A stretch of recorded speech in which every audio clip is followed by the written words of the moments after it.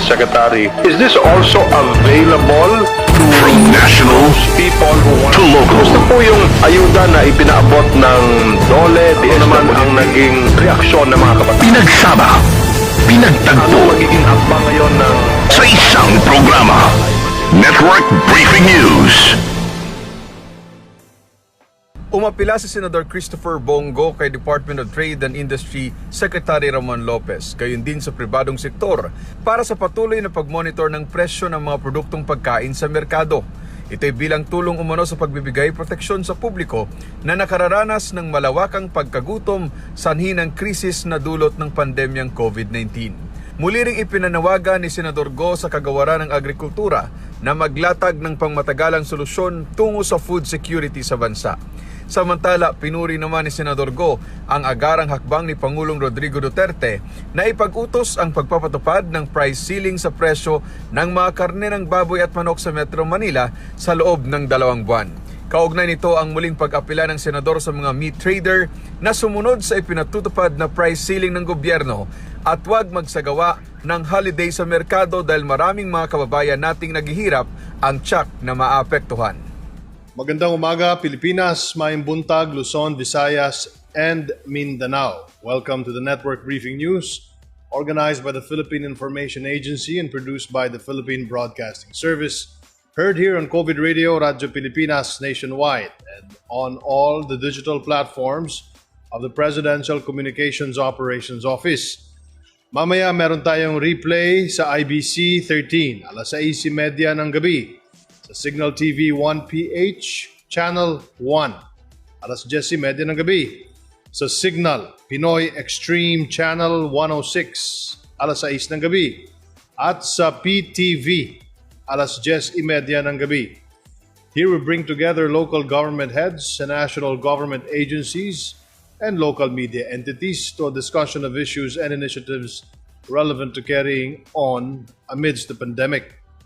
Unahin po muna natin ang ating guest of honor ngayong umaga, si Mayor Sancho Fernando Ando Uaminal. Mayang buntag kanimo, Mayor Ando. Mayang buntag, sir, o magandang araw sa lahat ng tagapanood ng PTV4 Network Briefing. Mayor, nandito po ang PCOO kasama ang PIA dito sa Ozamis upang ipaliwanag ang pagbabakuna. Ano po ang general view ng mga taga-Ozamis tungkol sa pagbabakuna? Yes, sir. First of all, we are very happy to welcome you here in our city. Lalong-lalo na po kayo, sir, who is one of the trusted men of the President. Now, with regards dito sa vaccination po natin, ngayon po, to be honest, kulang pa po talaga ng information campaign here in Ozamis. Pero what's good about this place is basta magsalita lang talaga ang national government, no? Especially na sobrang taas ng tiwala ng mga taga-Ozamis, ng mga Ozamisans kay President Duterte and the administration.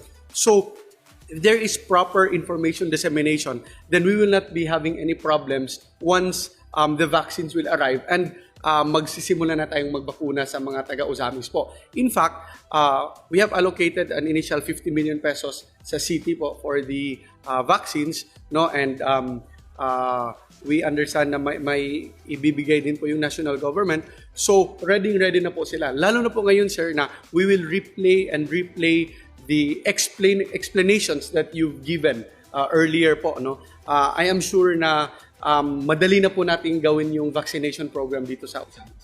So far, ano po sa tingin ninyo ang mga agam-agam ng inyong mga kababayan o yung mga hesitations? Ano usually? Sir, if there are hesitations, then it's brought about by the fake news. Kasi ang dami po kasing mga nagsasabi na delikado yung vaccine or it's not effective, it's not the solution, ganun. So, yun po yung medyo, it's not naman na nagtatakot sa kanila, but more on nagdi-discourage sa mga tao. So, again, if there is just proper information dissemination and good explanation to the public, like what you have been doing, what you're doing now here in Ozamis, sir, so hindi po tayo talaga magkakaproblema sa pagpaintindi ng mga tao. Bilang mayor ng Ozamis, ano po ang inyong payo para naman maengganyo ang inyong mga kababayan na magpabakuna? Okay, so yung pinaka-importante po talaga is to be very vigilant in processing the news that we get through social media. Kasi yun po yun, napopoison po yung mind natin pag mali-maling information yung mga pinapakalat.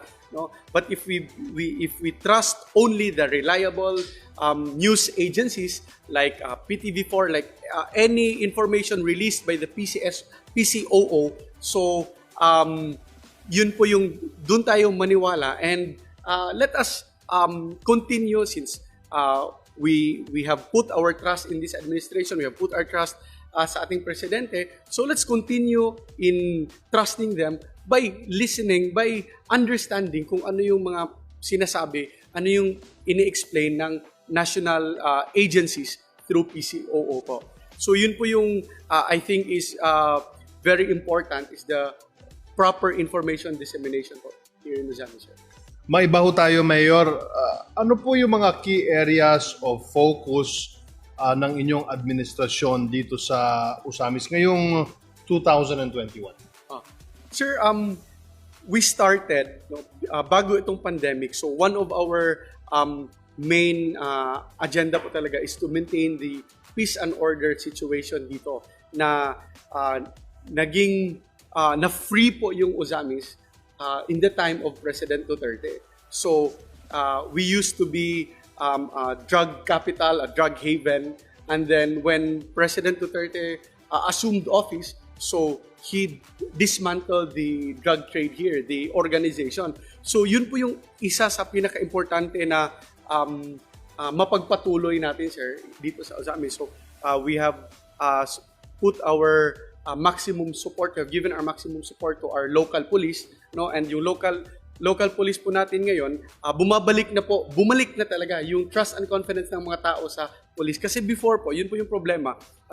Yung image po ng local police is parang tainted, and parang they've been seen as controlled by the drug organization before. But now, ngayon po, yung respect po ng tao sa kapulisan natin, bumalik na po. So yung challenge po is to maintain that image, to maintain this drive, this war against illegal drugs and criminalities in Usamis. So, yun po yung ano talaga natin, focus natin, sir. And then, of course, dumating yung pandemic, kaya medyo na diverted. But we did not stop. Our local police has continued to fight drugs and criminalities here. I am very thankful to our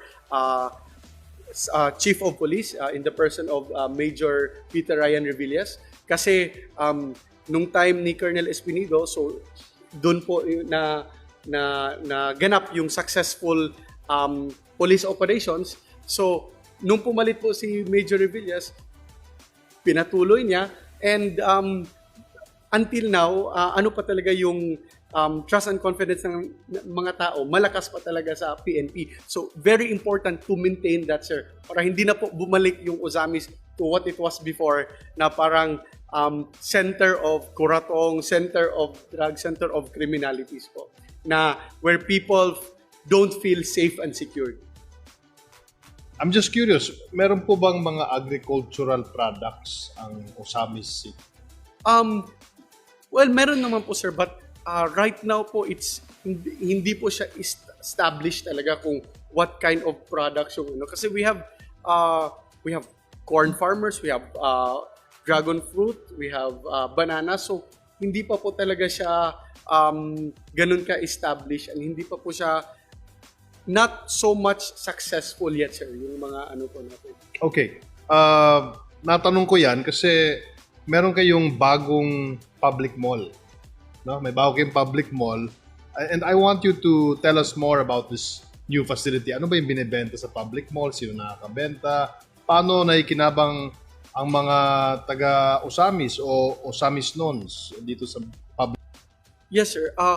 Actually, hindi po siya bago. It's just it's the old building. I think it's more than 40 years old already, and we just renovated several sections of it first, sir. Kasi medyo magastos po na magtayo ng bago. So unti-unti nating ni-renovate, And yung usual po na, yung inuna po natin is the fish section, the vegetable, the meat and the chicken section. So yun lang po yung inano natin kasi masyado nang luma talaga yung before, very dilapidated na. So we increased the spaces, we increased the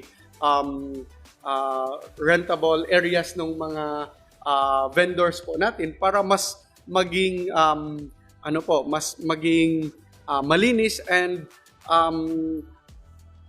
mas maayos po for our sa mga namamalengke po. Okay.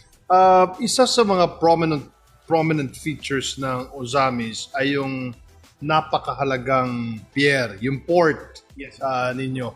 Pakibahagi po sa amin kung gaano ka-strategic ang lokasyon nito at kung ano-ano ang produktong dumadaan dito. Yes, sir. Here in Ozamis, we are very blessed na meron po tayong airport and seaport. And lahat po ng mga products from Cebu, even from Negros, dumadaan po dito going to Zamboanga del Sur and Zamboanga del Norte. So, it has increased our economic productivity, no? Maraming nag-invest dito, sir, ng mga maraming nagbukas ng mga banks, maraming mga offices ng mga big corporations na nagbukas dito, mga warehouses, no? Kasi yun po, naging center po ng ang Ozamis because of our seaport and our airports po. So all kinds of products pass through here. We have whatever agricultural products from Visayas and Luzon, and whatever yung mga canned products po, no, processed products. So it goes both ways po. Dito din po pinapadaan yung mga for export po natin to other places, even to international, although dumadaan sa Manila yung mga for international export po. Okay, itong Ozamis ay tinatawag na gateway to northwestern Mindanao at yung Panguil Bay, no? The gem of Panguil Bay, para sa mga hindi masyado pamilyar sa Ozamis City. Ano po ang dapat puntahan at gawin dito sa Ozamis City ng isang first-timer dito?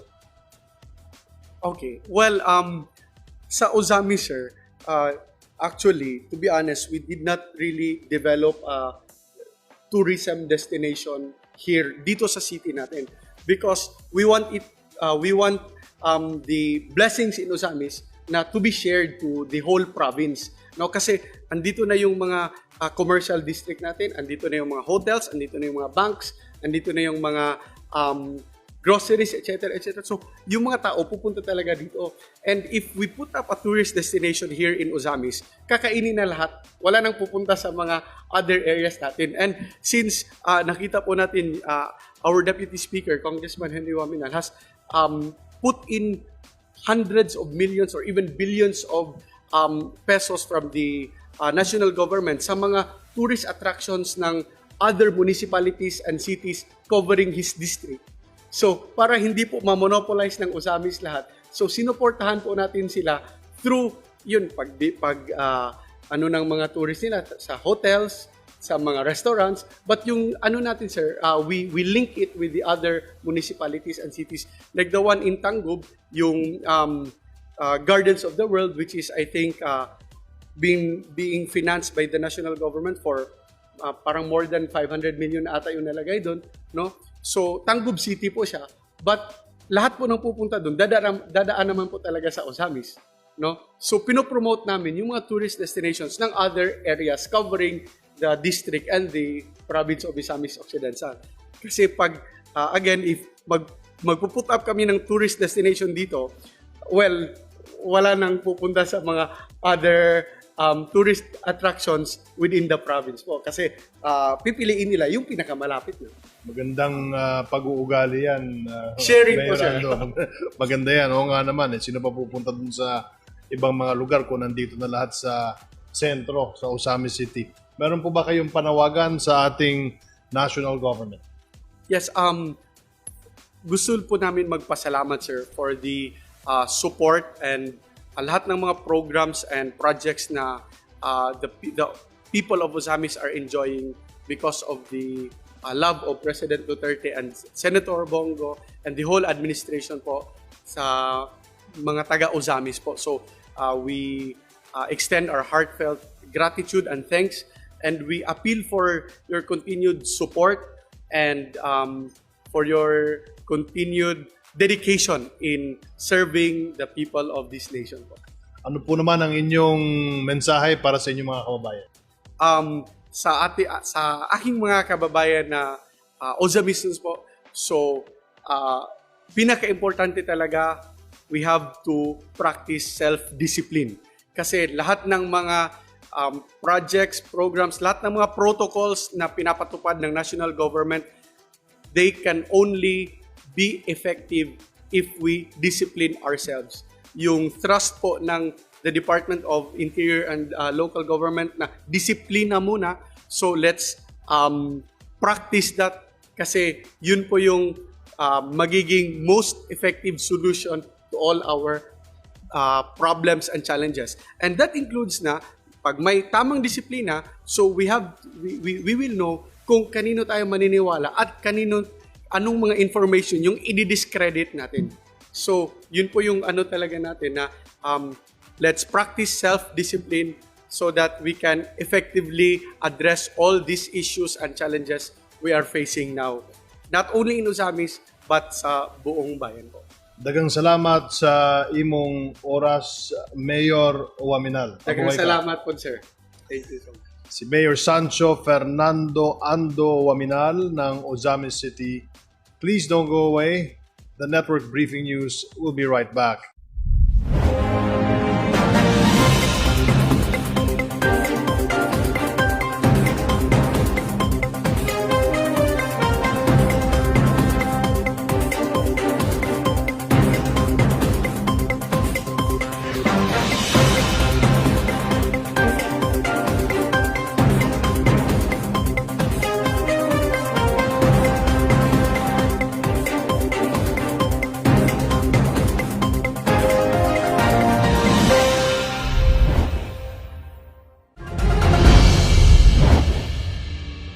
Okay, let me just add to that and put it on record nga. Atong hinumduman nga, it was the PCOO who put forward the topic of fake news and set up the first roundtable discussion on fake news in the ASEAN region. In 2017, we initiated the fake news roundtable discussion with my co-ministers in the ASEAN. Now, Mon was talking about policies that the PCOO has done, appeal na ning dismiss disinformation. We want it to be institutionalized, but we know we only have 15 to 16 months left in government. So what did we do? With the help of Congressman and Deputy Speaker Henry Waminal and his peers in Congress, they passed the budget of about 50 million. An additional 30 million from Senator Mig Zubiri, making it 80 million, to build the first Government Communications Academy, which will be located in Manolo Fortich, Bukidnon. The first Government Communications Academy will be the academy that will institutionalize all of the communication policies that the Duterte administration has advocated since day one. Appeal na ng Presidential Task Force on Media Security, appeal ng freedom of information, ang dismiss disinformation ng PIA. And of course, ang hapit na po mabalaod, palakpakan po nato sila ni Deputy Speaker Henry Waminal for signing and passing a very important act, moning Media Workers Welfare Act o Bill. Pasado na sa Congress, nastorya na ko si Senate President Soto, ilang pong pirmahan, ilang ipasa. So hopefully, Deputy Speaker, we will already have a law that will protect our friends from the media before the year ends.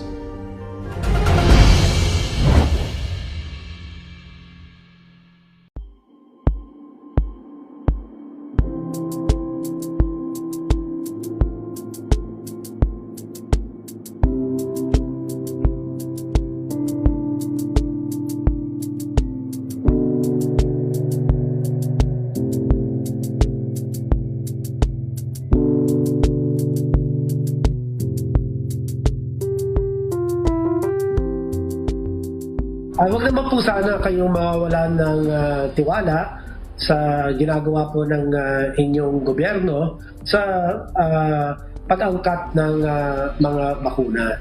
Ang ating po vaccine czar ay talagang napakamasipag at siya po ang nangunguna sa negosasyon.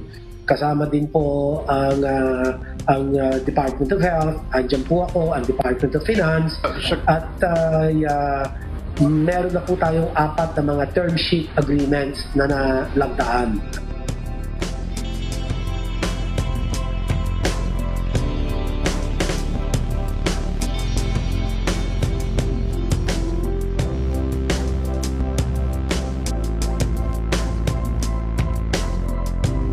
Konting pasensya po ang aking pong pinapakiusap. Umaapila po ako sa taong bayan. At makakaasa po kayo na darating na po yung mga bakunang iyan. Pero dapat ipaliwanag ko din na ang pangunahing dahilan kung bakit wala pang bakuna ay talaga naman yung global supply shortage. So, ito, kaya ating tinutugunan ito, ina-address po natin ito. Ang FDA, ganoon din po, ay nagpupursige at nagpupunyagi para masigurong makapag-issue na ng emergency use authorization at siguraduhin na ang mga bakunang darating ay talagang ligtas, higit sa lahat, at epektibo.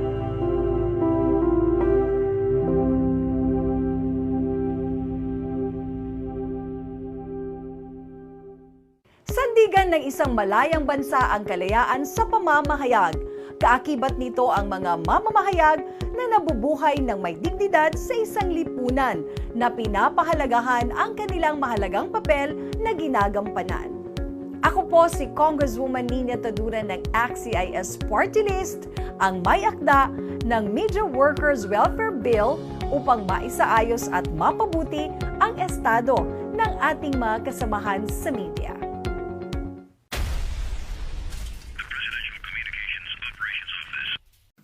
My work takes me to different places in the country.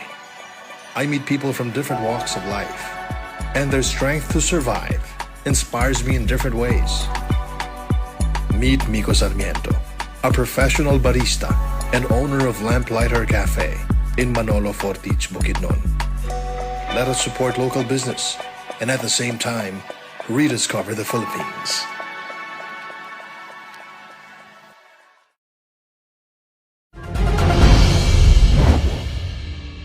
Ako, I cannot imagine myself na 21 anyos ko, 22. Tapos, national radio ko. Never in my wildest dream. So, usa na sa akong mga advocacies. Now, and I realized na it paid off. Kaysa more than almost 1 year na nag-interview ko mga youth. Nagkaka-share ninyo sa ako ang inyong mga initiatives na inyong gibuhat sa inyong mga barangay, sa inyong mga SKs, ideas na I never thought would really cross my mind.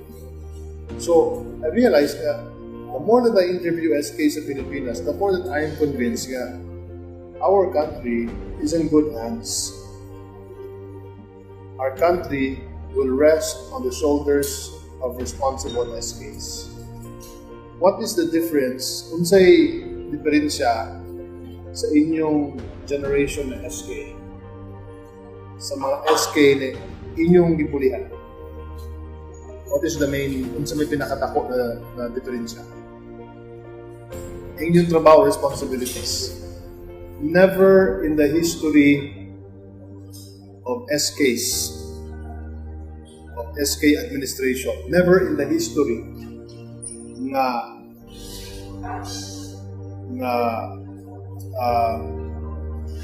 dunay hagit parehas aning pandemya. Hindi yun ang generation ng SK. Never in the history of SKs. Kaya na problema, usali sa pinakatako na problema nga atong dili lang sa inyong SK, pati kami, pati sa tibok nasod, tibok kalibutan. So, the more reason I have to believe nga ang atong nasod will be run by great leaders because of all of you na niagi aning pandemya. So mga ayo po kuha ninyo, ayo po pabor, akong pabor lang unta nga karon nga mabot na ang vaccine. Atong yung paningwaon nga we perform seriously our tasks as SK Chairman, Federation Presidents. Atong yung waton anan nga within our powers we are not merely observers. Doon na gitay role aning distribution sa vaccine labi na sa pagpasamot sa mga kabataan. Because this will be part of your resume, your experience, and of course, makatabanggit mo sa nation building na itong itawan. Sa inyong gabuhaton, tabang mo sa nation building. Pasalamat ko ninyo.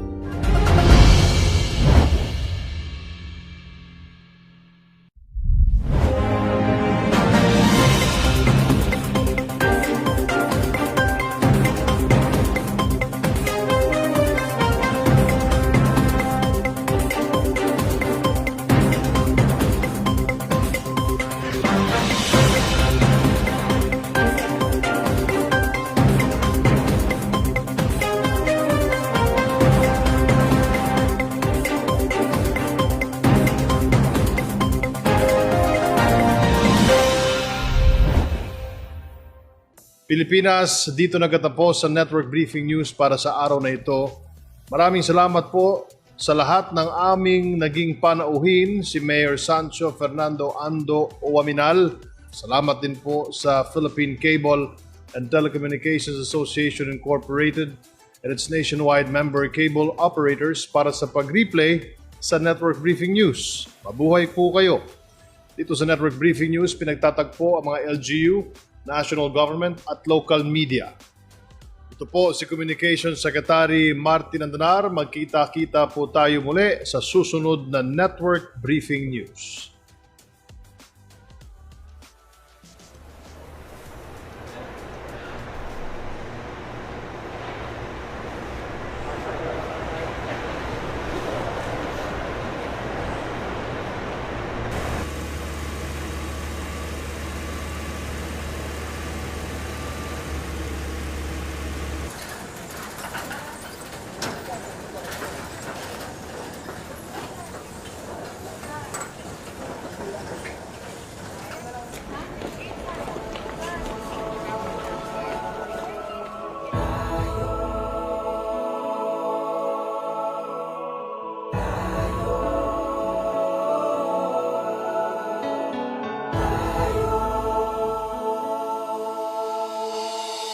Kumbaga, tanggap naman ng family namin, ganito yung nature ng work namin. Matutulog ka na basa ang iyong buhok at gigising ka basa pa rin yung buhok mo.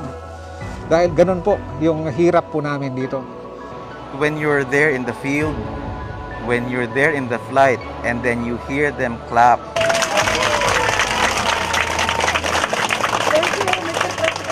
The moment na nag-touchdown yung eroplano, pag nakita mo silang naluluha, pero nakasmile. Kung ako lang ang superhero, sana lahat sila nakuha ko nung araw na magre-retrieve kami. Ano man ang mga pagsubok,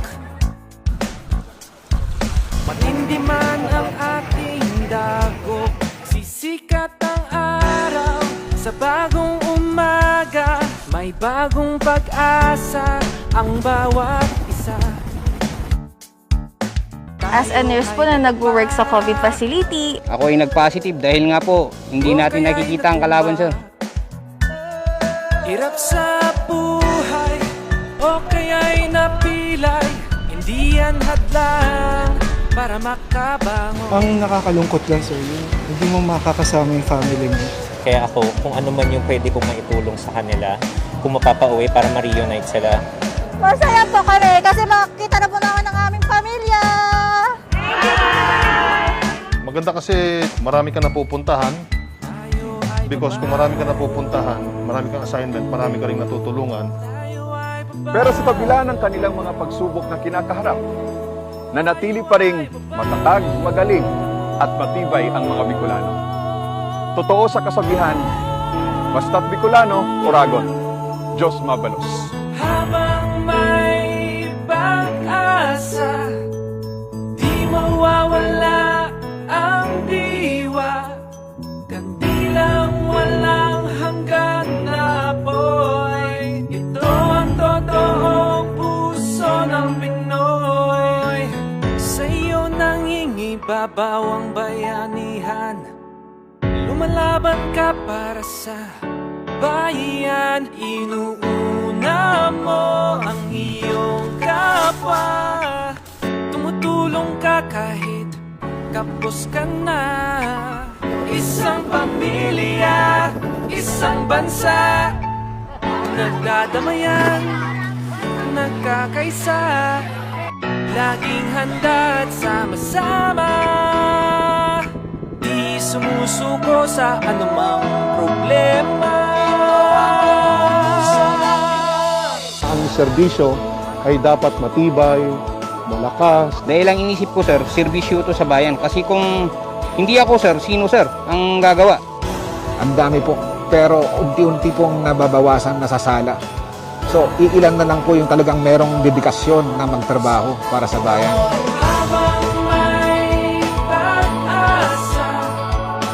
Maraming salamat po, Panulong Duterte, sa inyong tulong sa amin. Walang hanggan na apoy. Ito ang totoong puso ng Pinoy. Sama-sama, pag-asa. Ang isip ay malaya. Kahit sa pinakamadaliw na araw, mabangon tayo, huwag kang bumitaw. Sama-sama,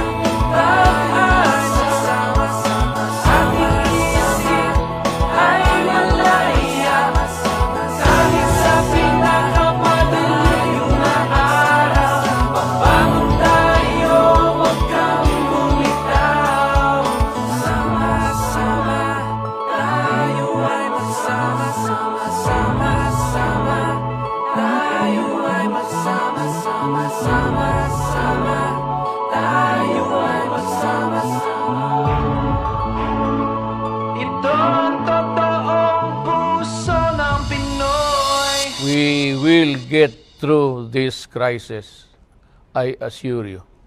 As one nation, kapit po tayo, mga kababayan, magbayanihan po tayong lahat.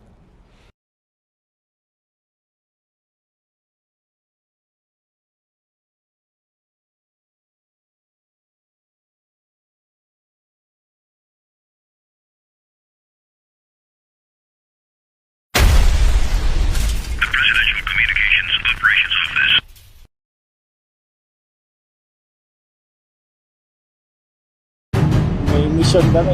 We're sacrificing our time lahat. Ito yung trabaho namin. So makatulong sa tao. Eh, yun naman po yung sinumpaan natin tungkol sa protect.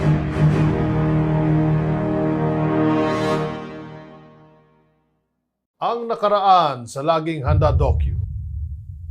Nasa bahay na lang sila at kami rin, minsan lang kami nagre-report dito sa school. At saka ang problema, hindi naman lahat mga parents nakapag-aral po. Ano, kamusta ka na? Okay lang. Oo. Nanibago ka ba? Opo. There's hope. Kung magfo-focus ka lang, magiging functional ka sa society, magkakaroon ka pa rin ng silbi. The purpose of education is to educate learners, no? Para magiging future leaders sila na despite of pandemic, tuloy ang buhay, tuloy ang edukasyon, tuloy ang kaalaman.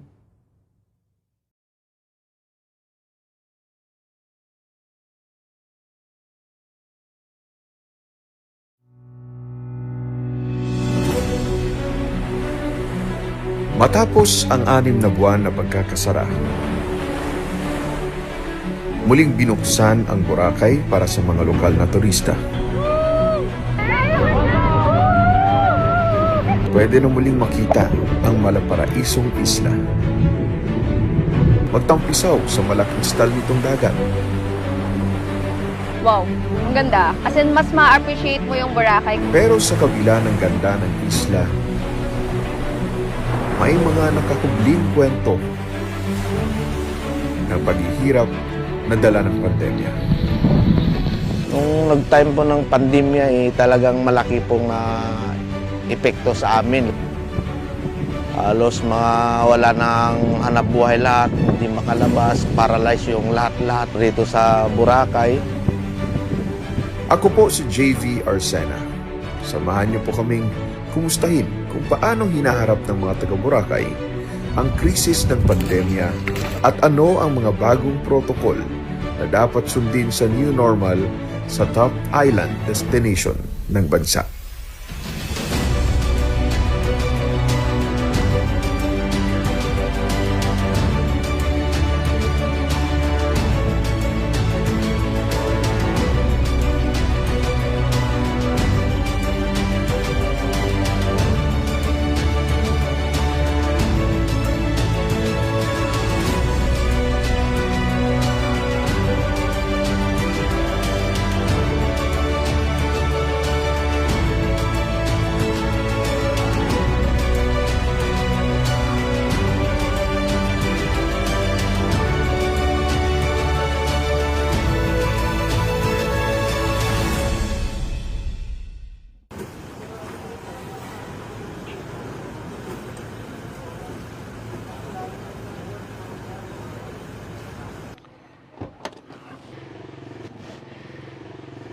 Good morning, nandito tayo sa Ninoy Aquino International Airport, Terminal 2. At ako po ay papunta sa isa sa mga sikat na destinasyon at paborito kong puntahan, ang Boracay.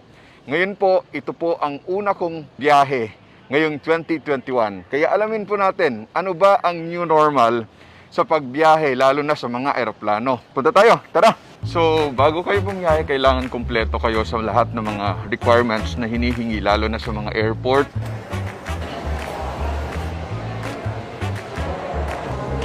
Hi sir, good morning. Mabuhay. Sir, can I have your documents lang po? Yung requirements natin for Katiklan. Rapid swab test po.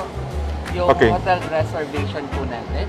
So, ilan lamang sa mga usual na requirements mga kabayan. Una, kailangan meron kang travel order kung ikaw ay isang APOR. Pangalawa, kailangan may travel authority ka. Pangatlo, kailangan dala mo rin yung negative swab result o yung RT-PCR test. Company ID, kailangan din. Kailangan din yung inyong booking sa hotel na pupuntahan ninyo. Kailangan dala nyo rin yung acceptance letter mula sa LGU. At kailangan naka-download ka ng lahat ng mga tracing app para sa kanilang mga hinihinging QR code. Sir, gate 16A po tayo. 925 po, bound for Calibo. Yung name po, paki-double check po ulit, sir. Thank you. Thank you. Ayos! Hindi aabot ng 10 minutes, tapos na ako dito. So, ganun lang kabilis. Kapag kumpleto ka ng mga requirements, walang sakit sa ulo. Talagang napakahigpito ng safety protocols na ipinatutupad dito sa airport. Una, kailangan sumunod sa physical and social distancing. Lahat po yan, naka-1 metro sila ng hiwa-hiwalay. Tapos kailangan may face mask, may face shield, at dadaan lahat sa safety, sa thermal check. So para ito sa kaligtasan ng ating mga kabayan.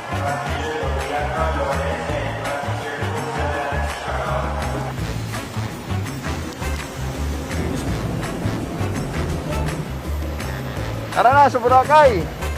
Boracay! Here we go!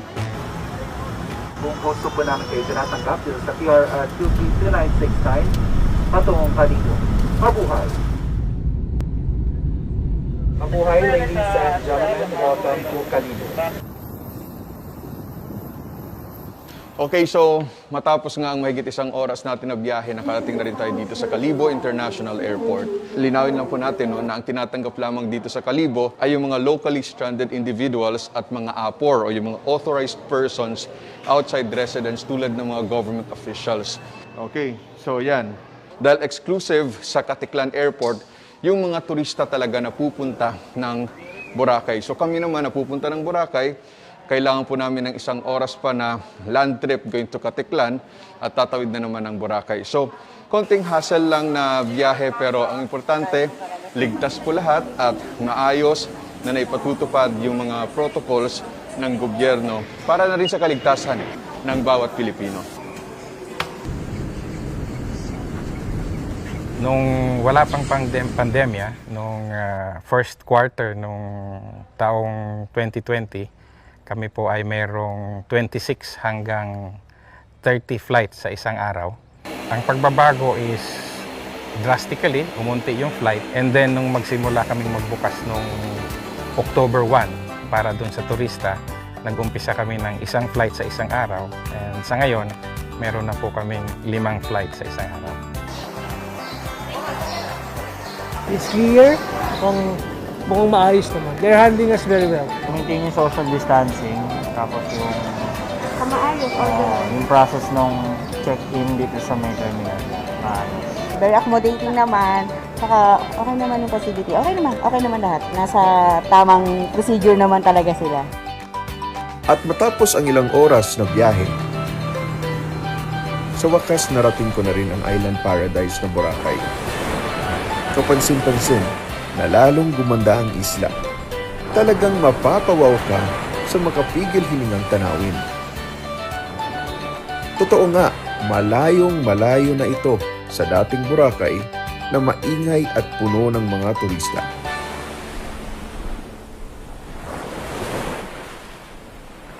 Pero para sa mga lokal dito na umaasa sa turismo, ang biglaang katahimikan ay sadyang nakakapanibago. Ito raw ang katahimikan na kanilang inaayawan at hindi kailangan.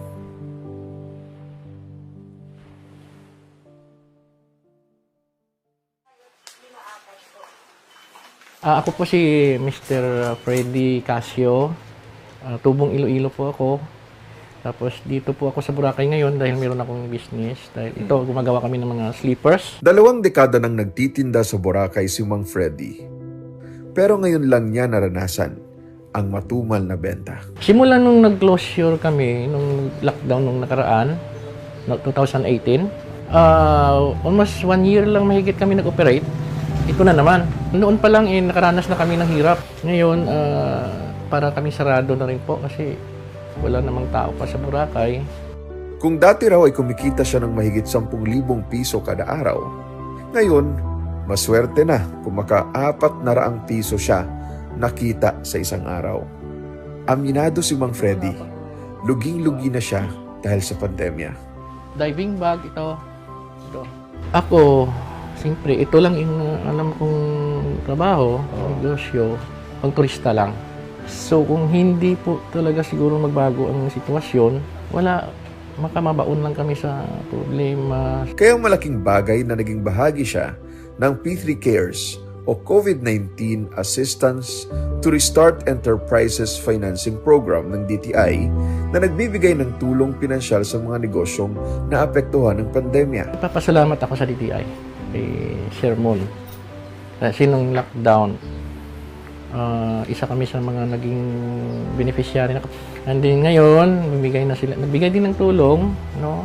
Salamat sa mga staff dito sa Kalibo. Tulad ni Mang Freddy, umaaray din ang mga manggagawa ng iba't ibang water sports activities sa Boracay dahil hindi pa nila ramdam ang pagbangon ng turismo.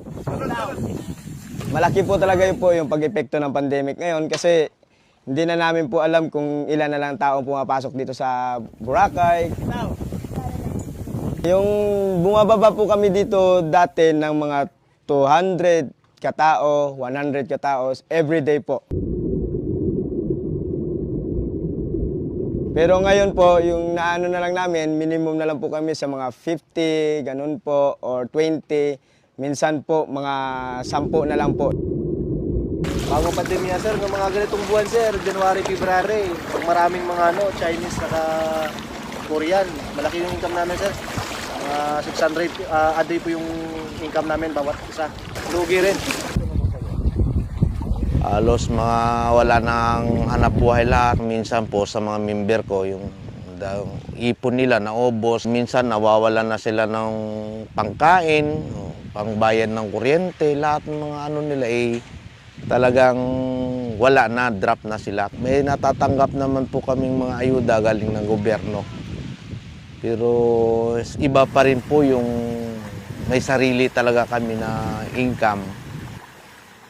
At maging ang mga hotel owner dito, bagsak na ang presyo ng kanilang accommodation para lang makaengganyo ng mas maraming tao. Maraming mga promos and discount na to attract more tourists. Yung mga lalaking resort, halos 75-70% yung off nila. Sa maliliit na mga resort, mga small and medium industries, drain na yung mga budget nila. At saka siyempre ang kawawa ditong mga empleyado. Ilan lamang sila sa libu-libong manggagawa at mga negosyo sa Boracay na apektado ang kabuhayan ng dahil sa COVID-19 restrictions at pangamba ng mga turista.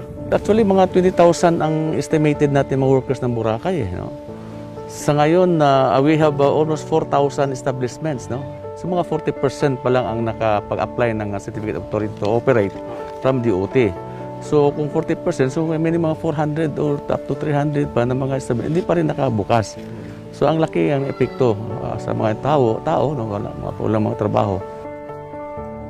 Just to give you a comparison, before COVID, yung aming average arrivals in Boracay was around 6,000 people a day. Sa ngayon, kung may 300 ka a day, happy na kami. That's how bad it is sa ating tourism industry. Kasi people are still afraid to travel. At yung kamahalan din ng RT-PCR test. At dahil turismo ang pangunahing industriya ng Aklan, lubos na pinadapa ng pandemya ang ekonomiya ng lalawigan. Sa ngayon, I have to be honest, the province is literally bankrupt. 2019 data ng DOT, Boracay contributed 46 billion pesos in tourism receipts to the coffers of the whole of the national government. So, itong nangyari na nawala yung turista sa amin, dalawang tama sa amin. Nawala na yung income namin. At the same time, nabawasan din yung aming support sa aming medical services. Ang aming setup dito, lahat ng kinikita namin sa turismo, ito yung nagsasubsidize sa aming mga hospitals. So, nagkakaroon kami ng imbalance of budgets ngayon na itong 2021, medyo mahirap pa rin. Agad namang iniutos ni Pangulong Duterte ang paglalaan ng pondo para matugunan ang pangangailangan ng tourism workers sa Boracay Island. Nagpapasalamat kami sa ating mahal na Pangulo kasi nabigyan din ng mga assistance yung mga tourism workers natin. Early on, nagkaroon sila ng mga cash assistance, tulong sa TUPAD, sa DSWD, AI, yung AX nila, nabigyan sila. Sa kasalukuyan, masigasig ang lokal na pamahalaan ng Malay Aklan sa pagpapasigla muli ng turismo ng Boracay. Meron tayong project, marketing and promotion and new normal.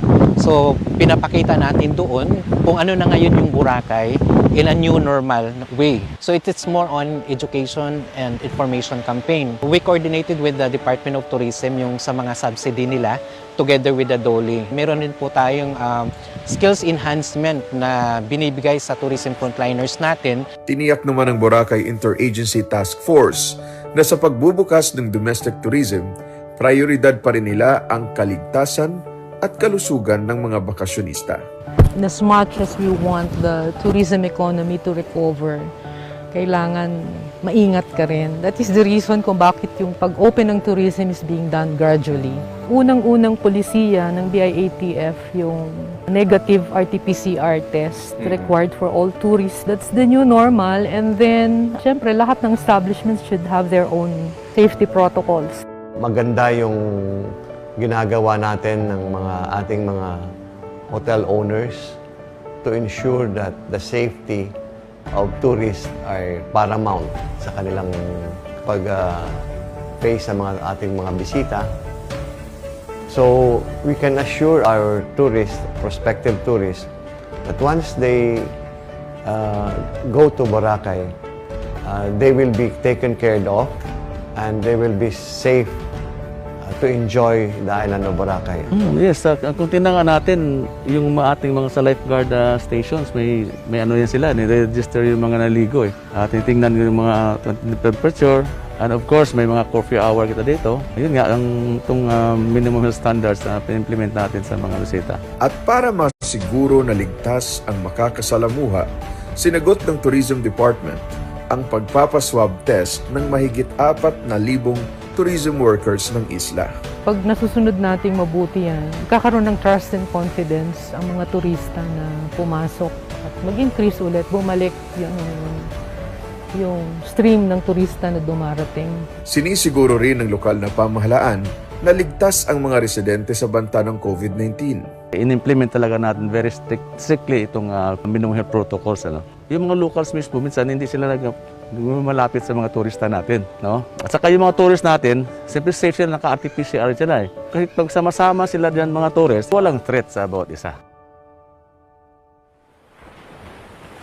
Hindi kompleto ang inyong biyaheng Boracay kung hindi nyo matatry ang mga sikat na water sports o outdoor activities dito sa #1 island destination, hindi lamang sa bansa, kundi sa buong mundo. Tara, alamin natin kung ano nga ba ang new normal na ito. Good morning, sir. Good morning, sir. Paalala lang sa ating pong mga turista, no, kapag pupunta kayo dito o itatry niyo yung mga water activities, dapat ready kayo lagi sa mga requirements. Unang-una, ang inyong QR code, lagi niyong bit-bit yan. Disinfect muna, no? Disinfect muna. Tapos, scan muna ang QR code. Ano yung 36.2. Register. So, ang maganda dito, nasa isang area na lahat ng mga ahensya or agency na nag-o-offer ng mga water activities. Kung napapansin nyo, ang pilahan ay may mga nakabakod na plastic. Para ma-secure yung area. So talagang walang contact. May maayos sila, no? Isang entrance, isang exit. So talagang hindi magkahalo-halo yung mga tao na pupunta dito, yung mga turista. Kumbaga, one-stop shop ito. Nandito na lahat. Okay? So, it's time to enjoy Boracay.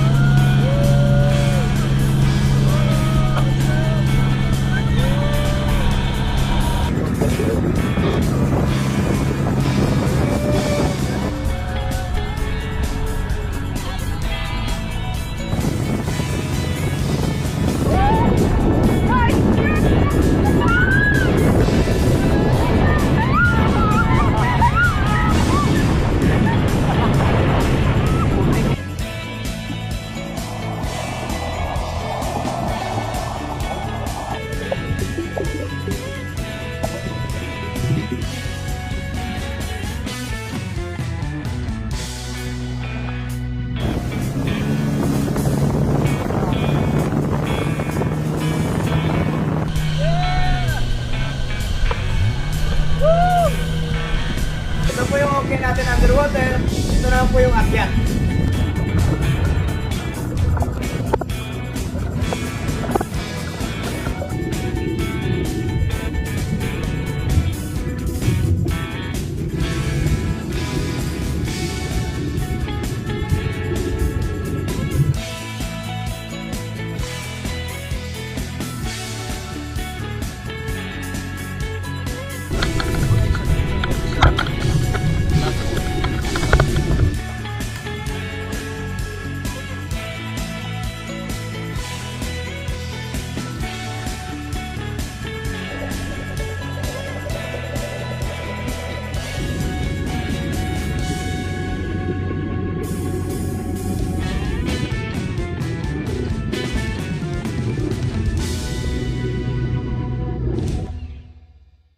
Para sa patuloy na pagbangon ng isang bansa, mahalaga na mabalanse ang pagtiyak sa kaligtasan at kalusugan sa gitna ng banta ng COVID-19 at ang pangangailangan ng trabaho, negosyo o ekonomiya. Siyempre, pagka walang turista, walang tao, napahinga yung ecosystem ng Boracay, yung dagat. But when you look at the whole picture, the socio-economic impact is really very bad. And what the government has done, it tried its very best to reopen Boracay again to tourists in order to cope with the pandemic. Kaya nagtutulungan ang gobyerno at mga pribadong sektor para maiangat muli ang ekonomiya ng ating bansa. We have gone through a very difficult period in that industry. Many businesses closed. Yung ating mga tourism workers ngayon ay already desperate. But there is a light at the end of the tunnel. Meron tayong ginagawa na ngayon na slowly i-revive natin yung ating industry by making Boracay safe to our tourists. And once this vaccination program is rolled out, i-assure ko yung mga tourism workers natin na you will be a priority by the province of Baclan para ma-revive lang natin yung ating industriya. Sabi nila ito ang tamang panahon para makita ang orihinal na ganda ng Boracay na maihahambing sa ganda nito noong dekada 80. Napakaganda, malaparaiso, swak sa gusto ng buong pamilya. It is the Boracay that I know in the 80s. You can really enjoy the island with the family. Napaka-safe. Wala kaming local transmission dito sa Boracay dahil nga, ang mga locals natin talagang sumusunod sa ating minimum health standards. Hello po. Ako po si Cherry Ann. Ito po yung mga paninda ko. Murang-mura lang po. Sana makabalik kayo dito ng Boracay. Please come here because we're offering discounted prices for the activities. Handa na po ang Boracay magtanggap ng bisita. Ayun na lang po ang inaantay. Halina po kayo dito sa Boracay. Welcome na welcome po kayo dito. At enjoy po natin ng views, ang paradise. At napakasaya po dito. Beach, very, very good. Very good. Promise is very safe. Hassle lang ng konti, but then again, in exchange, you will enjoy Boracay in a very different way kasi less tourists, mas makakatipid ka pa. And yeah, very worth it talaga. So yeah, visit Boracay. Travel safe. Safe pumunta ng Boracay. Lahat po ng safety protocol sinusunod. Boracay is better than ever. It's beautiful. The white sand beaches, super clean. It's an amazing spot. Tara na sa Boracay. Tara na sa Boracay. Tara na sa Boracay. Tara na sa Boracay. Tara na sa Boracay. Tara na sa Boracay. Ito na ang Boracay ngayon. At tulad ng isang paraw na tatak ng isla, ang Boracay ay patuloy na sasabay sa paglalayag araw-araw. Ano man ang ihip ng hangin, saan man sila dadalhin, mananatili itong matatag, anumang hamon ang kanilang harapin.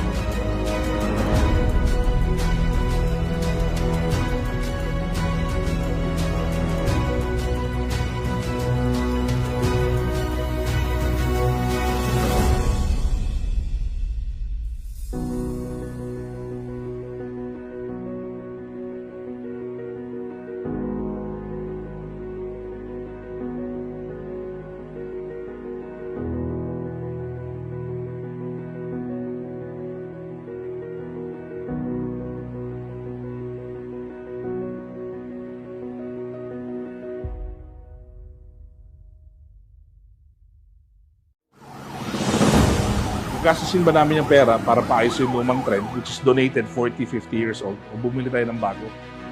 Ang MMDA po ay nakipagtulungan sa Department of Transportation na mabigyan pa rin po ng mga sakyan ang mga frontliners natin.